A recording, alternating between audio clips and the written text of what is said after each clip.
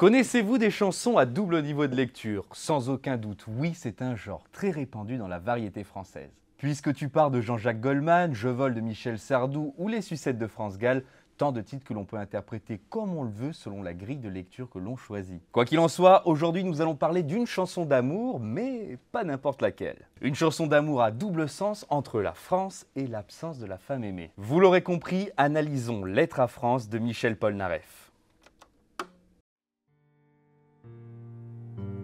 Depuis que je suis loin de toi, je suis comme loin de moi. Je pense à toi tout bas, merci. Nous sommes au début des années 70. Michel Polnareff est au sommet de sa gloire. Ses succès se comptent par dizaines à l'image de Love Me, Please Love Me ou Le Bal des Lazes pour n'en citer que deux. Pour gérer ses affaires, le chanteur fait appel à un homme de confiance. Ce dernier est censé s'occuper de toutes les tâches qui s'imposent dans une vie de star. Gérer ses impôts, ses achats, sa voiture, bref, il est l'homme à tout faire. Sauf qu'un jour, le chanteur se rend compte qu'il s'est fait escroquer. Recevant une lettre de l'agence immobilière avec laquelle il a acheté sa maison, il se rend compte que tous ses biens sont en location, comme sa Rolls-Royce. Michel Polnareff doit 6 mois de loyer et le fisc lui réclame plus d'1 million de francs. La star est ruinée. Pour éviter la prison, il s'exile aux États-Unis où il connaîtra un certain succès. Mais après 1 an et demi loin de la France, Michel Polnareff a le mal du pays. Tout lui rappelle l'Hexagone, mais il ne peut pas revenir, risquant de se faire arrêter. Dans un blues total, l'amiral décide de griffonner sur un bout de papier les notes d'une chanson sur son mal-être. De retour chez lui, il décide d'enregistrer la musique de celle qui ne s'appelle pas encore Lettre à France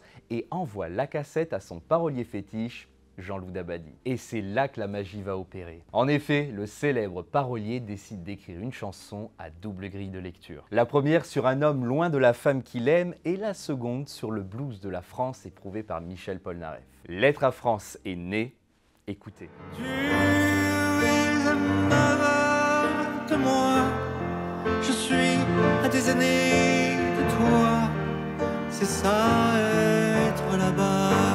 Pour plus d'analyse, n'hésitez pas à vous abonner et activer la cloche. Bref, revenons à l'analyse. On comprend alors que la chanson va jouer sur ce double sens. Et remarquez, ça se voit dès le premier couplet. En effet, Jean-Loup Dabadi écrit tous les visages d'une séparation. La séparation physique avec les 2 premiers vers, depuis que je suis loin de toi, je suis comme loin de moi. Et la séparation temporelle, tu es à 6 heures de moi, je suis à des années de toi. On comprend alors que les 6 heures de décalage correspondent bien à l'absence de l'être aimé se trouvant de l'autre côté de l'Atlantique.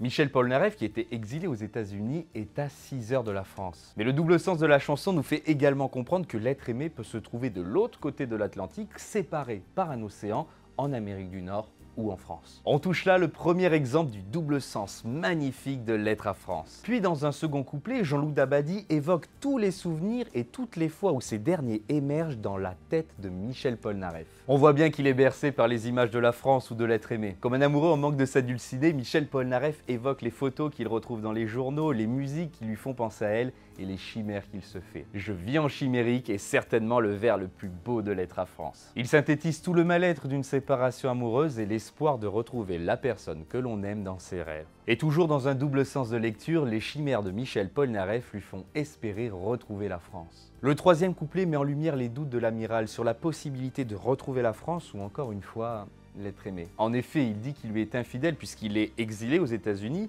mais s'il se met dans la peau d'un homme attendant la femme qu'il aime, il est également infidèle puisqu'il ne l'attend pas et il va voir ailleurs. Autrement dit, il vit sa vie. Et dans le silence de cette séparation, on peut facilement s'imaginer que le chanteur est perdu et qu'il ne sait pas ce qu'adviendra de l'avenir. De l'avenir de leurs souvenirs. Autrement dit, il ne sait pas s'il reverra un jour la France ou la femme qu'il aime. Mais dans une certaine fatalité, Dabadi synthétise le blues du chanteur dans ces 2 vers. Oui, j'ai le mal de toi, parfois, même si je ne le dis pas, l'amour c'est fait de ça.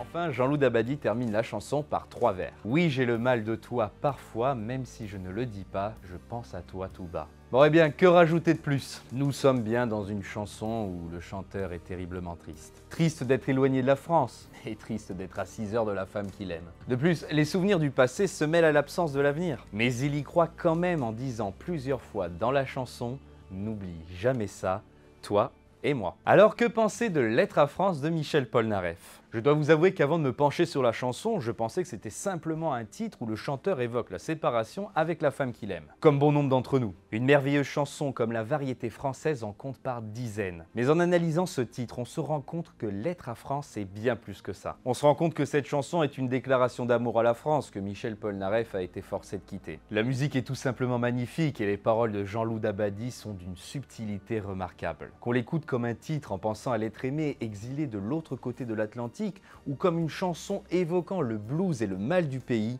Lettre à France est certainement l'un des plus beaux morceaux de Michel Polnareff. Alors j'ai une question dont j'attends la réponse dans les commentaires. Quand vous écoutez Lettre à France, quelle grille de lecture choisissez-vous? Celle du chanteur en mal du pays ou celle d'un amour éloigné de vos yeux? Allez, je vous laisse méditer tout ça, n'hésitez pas à vous abonner, à activer la cloche, à nous suivre sur nos divers réseaux comme Facebook, Instagram et TikTok. Et quant à moi, je vous dis à très bientôt sur la 7e. Salut!